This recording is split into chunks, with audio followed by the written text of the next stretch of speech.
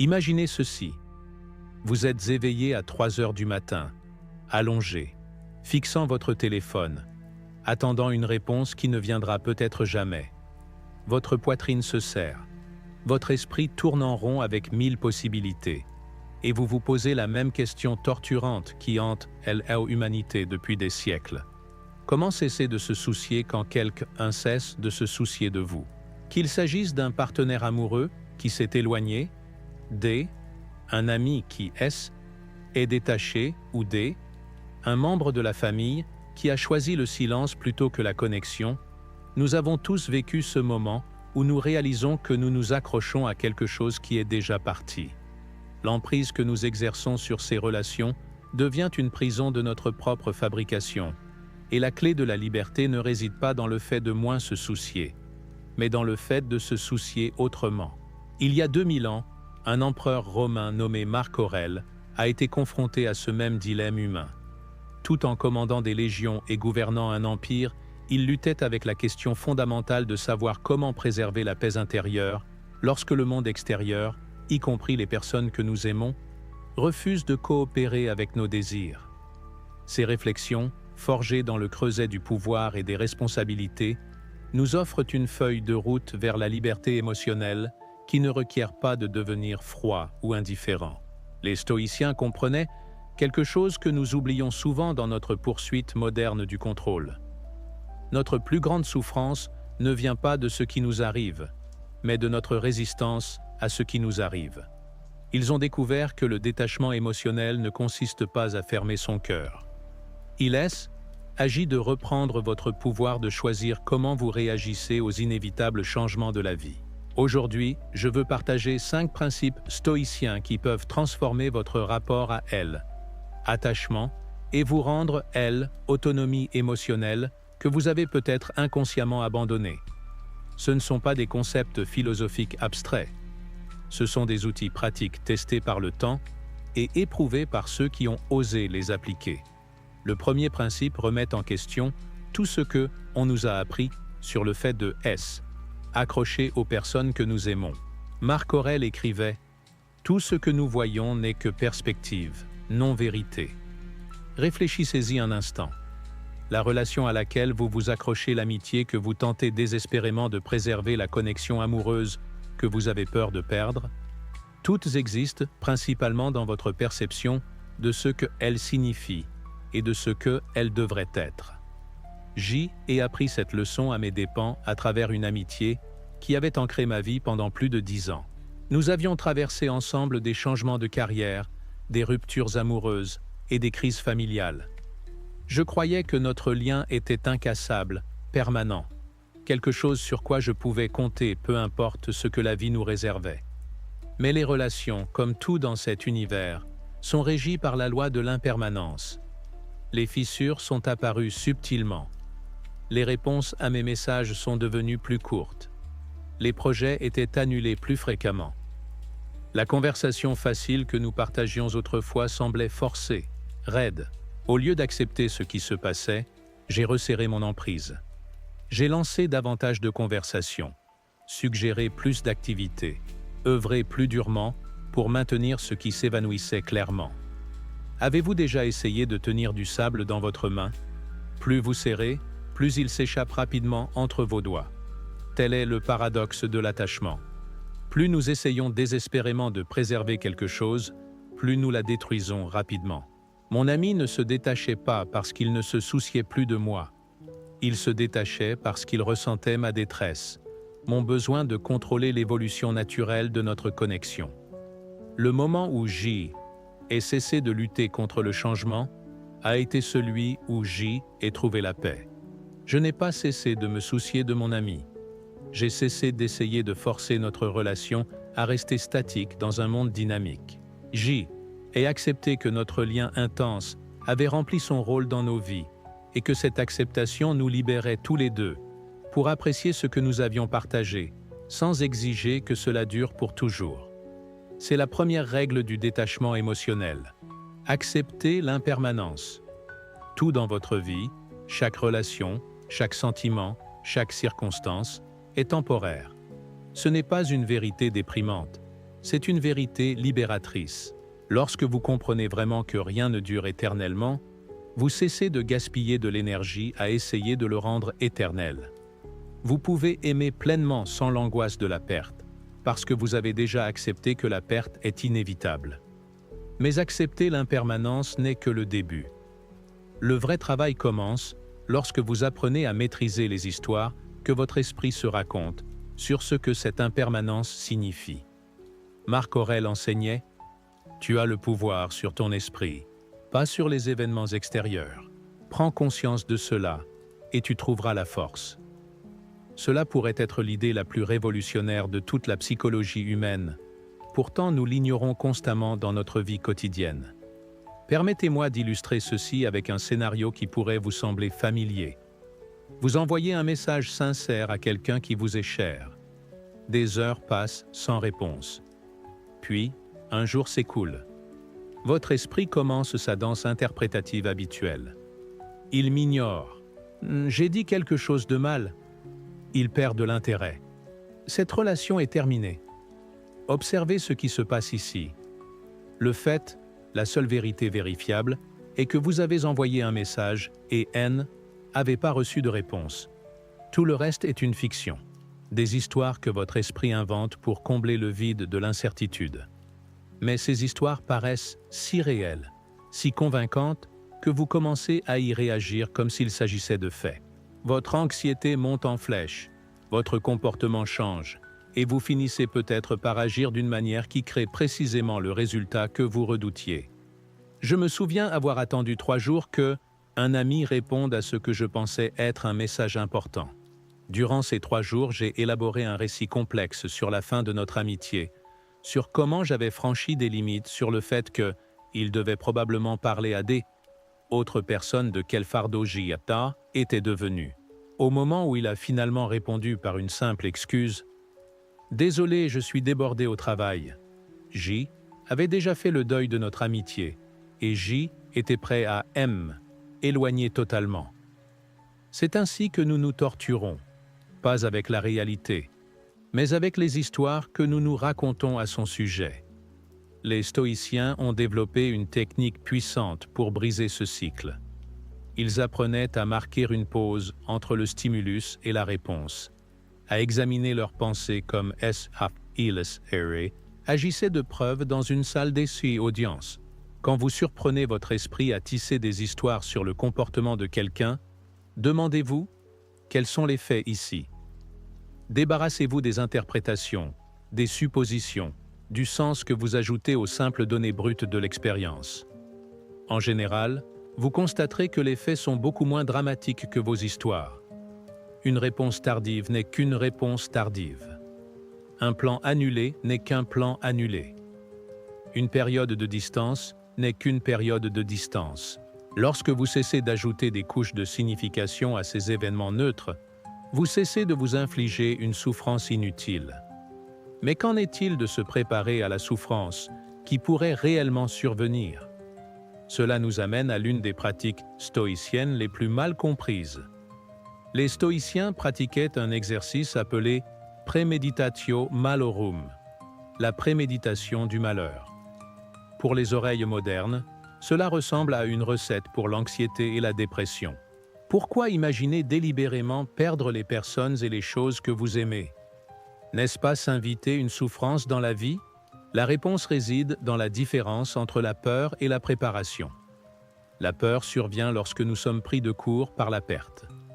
La préparation survient lorsque nous avons mentalement répété comment nous réagirions à cette perte, si elle arrivait. Il y a plusieurs années, mon ami le plus proche a reçu une offre d'emploi qui, elle, obligeait à déménager à elle, autre bout du pays. Au moment où il m'a annoncé cette opportunité, j'ai senti cette panique familière monter dans ma poitrine. Cette personne avait été mon ancre durant certaines des périodes les plus difficiles de ma vie. L'idée de perdre l'accès quotidien à nos conversations, à nos expériences partagées, à notre complicité effortless me semblait insoutenable. Au lieu de rejeter ses pensées ou essayer de le convaincre de ne pas accepter le poste, j'ai commencé une pratique différente. Chaque matin, je consacrais 5 minutes à imaginer ma vie sans sa présence. Je visualisais l'espace vide, où nos cafés réguliers avaient l'habitude d'avoir lieu. J. imaginait elle, appel de mes nouvelles, et me heurtait à sa messagerie vocale au lieu de une conversation immédiate. Je me l'imaginais lors des fêtes et des célébrations, sans son rire familier. Ce n'était pas de la torture masochiste, c'était une préparation émotionnelle. En répétant mentalement la perte avant qu'elle n'arrive, j'ai progressivement construit une résilience face à la réalité du changement. Quand il a finalement déménagé, 6 mois plus tard, la séparation a été difficile. J'ai quand même ressenti de la tristesse. Mais je n'étais pas dévasté. Je n'ai pas été pris au dépourvu. JT avait déjà fait le travail d'accepter cette nouvelle réalité avant que elle ne devienne la mienne. La visualisation négative nous enseigne que nos attachements reposent sur l'illusion de permanence. Quand nous imaginons perdre ce que nous chérissons, nous commençons à l'accrocher plus légèrement. Nous cessons de le tenir pour acquis. Nous apprécions ce que nous avons tant que nous l'avons, plutôt que de supposer que ça restera là pour toujours. Cette pratique révèle aussi quelque chose de profond sur la nature même de l'amour. Le véritable amour n'exige pas la possession. Il ne réclame pas de garantie, ni de promesse d'éternité. Il apprécie simplement ce qui est, le temps que ça dure. Lorsque vous pouvez aimer quelqu'un tout en acceptant que vous pourriez le perdre, vous l'aimez plus librement, plus authentiquement, sans agenda et avec davantage de grâce.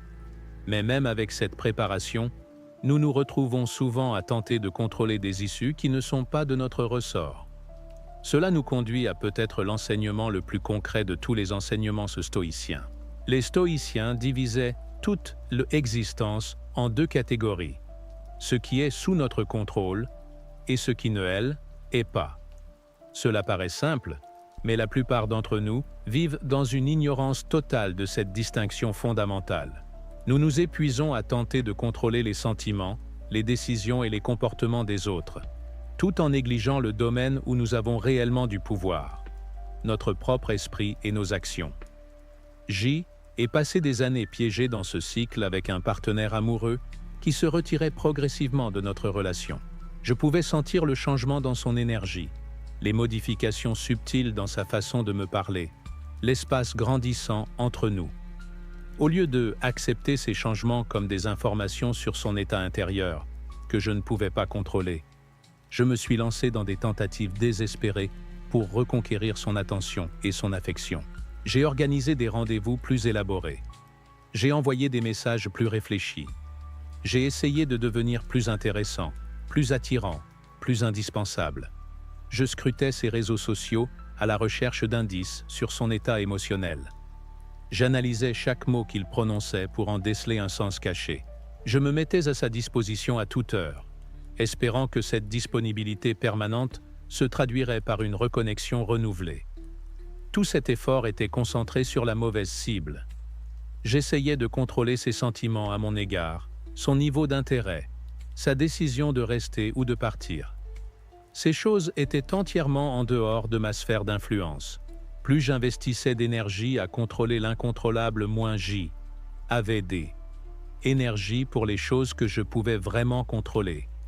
Mon propre sentiment de valeur, mon propre état émotionnel, mes propres choix concernant la façon de répondre à son retrait.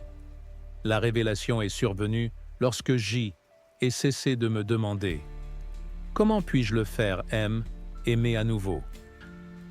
et commencé à me demander « Comment puis-je préserver ma dignité et mon respect de moi-même, quelles que soient ses décisions ?» Ce changement d'angle a tout transformé. Au lieu de surveiller son comportement, j'ai surveillé le mien. Au lieu de tenter de gérer ses sentiments, j'ai géré mes réactions face à ses sentiments. J'ai arrêté d'engager des conversations pour tester son niveau d'intérêt. J'ai arrêté d'analyser ses paroles pour y déceler un sens caché. J'ai arrêté de me rendre constamment disponible comme une sorte d'assurance émotionnelle. À la place, je me suis concentré sur le fait de devenir la personne que je respectais, incapable d'aimer ouvertement sans avoir besoin de garantie. Quelqu'un capable d'affronter le rejet sans perdre son estime de soi. Paradoxalement, ce changement de focalisation a temporairement amélioré notre relation. Quand j'ai cessé d'être dans le besoin et dans le désespoir, je suis redevenu attirant. Mais plus important encore, j'ai appris que mon bonheur et mon estime personnelle ne dépendaient pas de sa validation. Je pouvais être bien, qu'il choisisse de rester ou non. Ente son cours vers la mer. Voilà le pouvoir de se concentrer sur son cercle de contrôle. Vous ne pouvez pas faire en sorte que quelqu'un vous aime, mais vous pouvez choisir de vous aimer vous-même. Vous ne pouvez pas forcer quelqu'un à rester, mais vous pouvez choisir de le laisser partir avec grâce. Vous ne pouvez pas contrôler s'il vous répondra par SMS, mais vous pouvez contrôler si vous passez la journée à vérifier frénétiquement votre téléphone ou non. Quand vous réorientez votre énergie de ce que vous ne pouvez pas contrôler vers ce que vous pouvez, vous reprenez votre pouvoir. Vous cessez de être une victime des choix des autres et commencez à être, auteur de votre propre expérience émotionnelle. Mais parfois, même avec tous ces outils, nous sommes submergés par l'intensité de notre expérience immédiate.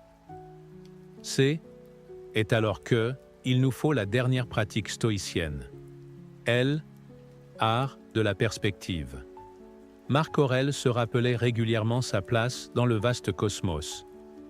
Rappelez-vous qu'il y a très peu de choses qui troublent l'univers, écrivait-il.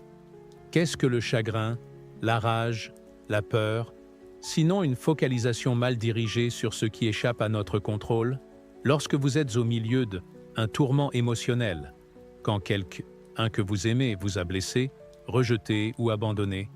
Cela semble être la chose la plus importante qui soit jamais arrivée.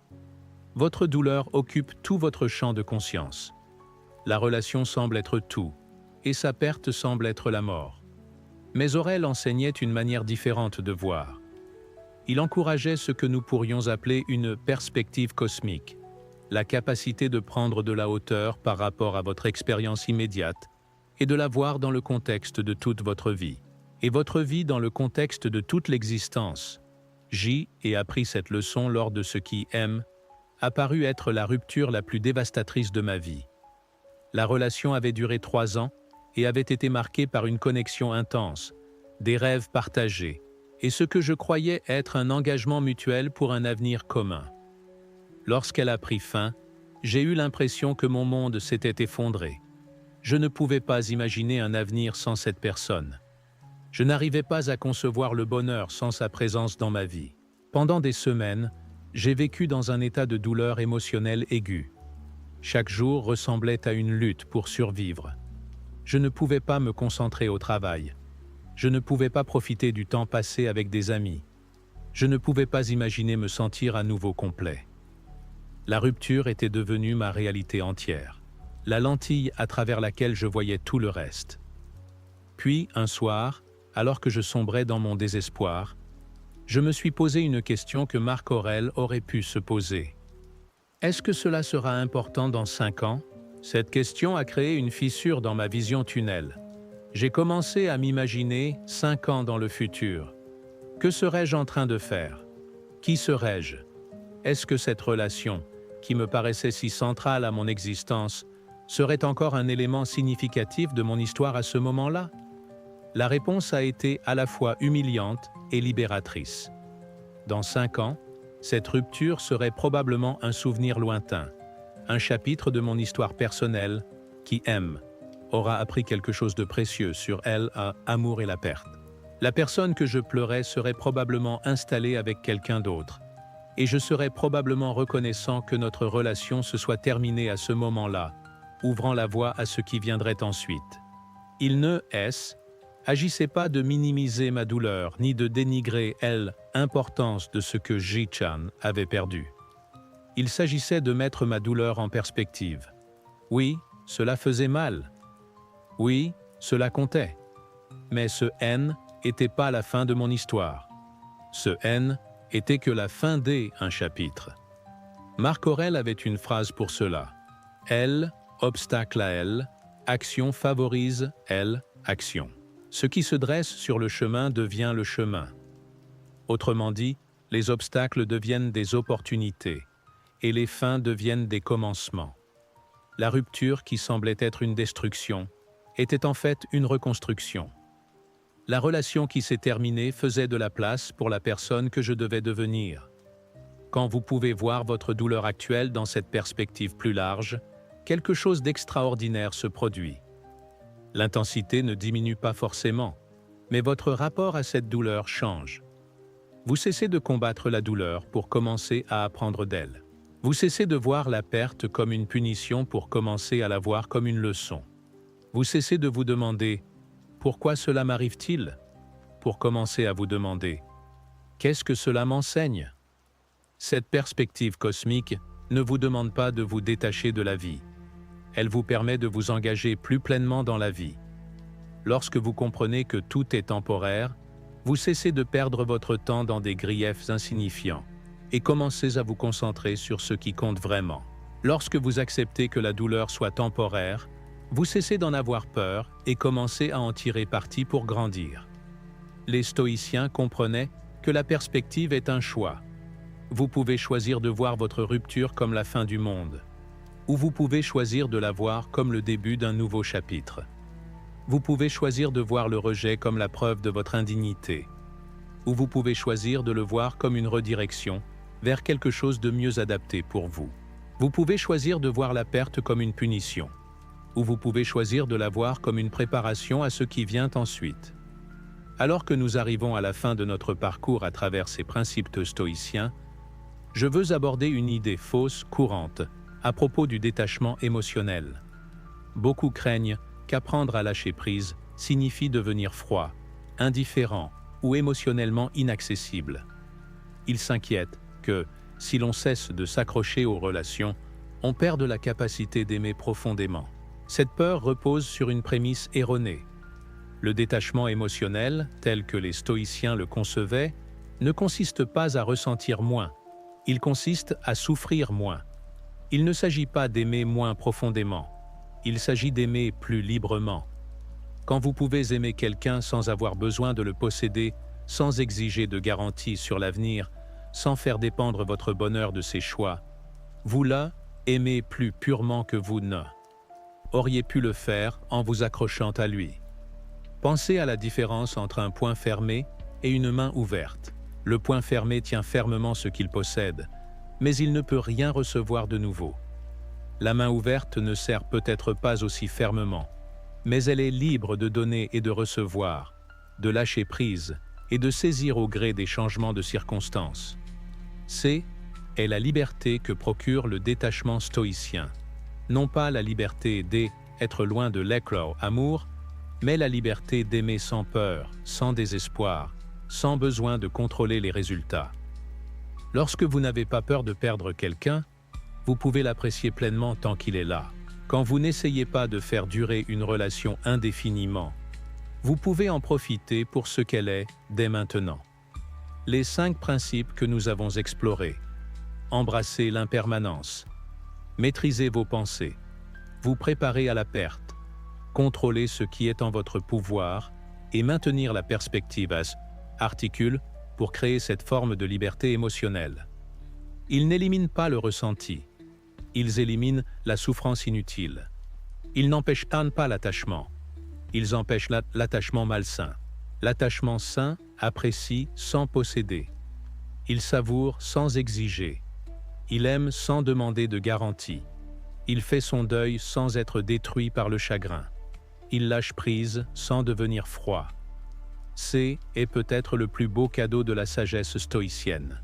La reconnaissance que vous pouvez entretenir des relations profondes et significatives, sans en faire une prison pour vous-même ou pour les autres. Vous pouvez aimer pleinement tout en acceptant que l'amour prenne parfois fin. Vous pouvez investir dans les gens tout en comprenant que tous les investissements ne rapportent pas toujours. Vous pouvez ouvrir votre cœur tout en protégeant votre tranquillité d'esprit. Alors je vous laisse avec la question que Marc Aurèle aurait pu se poser lors de ses réflexions nocturnes dans le palais impérial. Contrôlez-vous vos émotions ou elles vous contrôlent-elles? Êtes-vous l'auteur de votre expérience émotionnelle ou êtes-vous à la merci des choix des autres? Pouvez-vous aimer sans vous perdre dans le processus? La réponse à ces questions détermine non seulement la qualité de vos relations, mais la qualité de votre vie tout entière. Les stoïciens ont découvert que la vraie liberté ne vient pas d'obtenir ce que vous voulez, mais de vouloir ce que vous avez. Elle ne vient pas d'éviter la perte, mais de l'accepter avec grâce. Elle ne vient pas de contrôler les autres, mais de vous maîtriser vous-même. Cette maîtrise est à votre portée dès maintenant, en cet instant, peu importe qui vous a blessé, qui vous a quitté ou qui vous a déçu. Votre liberté émotionnelle ne dépend pas de leur choix, elle dépend des vôtres. Et ce choix, contrairement à tant d'autres dans la vie, est entièrement entre vos mains. Le chemin vers la liberté émotionnelle commence par un seul pas. Desserrez votre emprise sur ce que vous ne pouvez pas contrôler et renforcez votre prise sur ce que vous pouvez. Tout le reste en découle, comme l'eau qui trouve naturellement son cours vers la mer.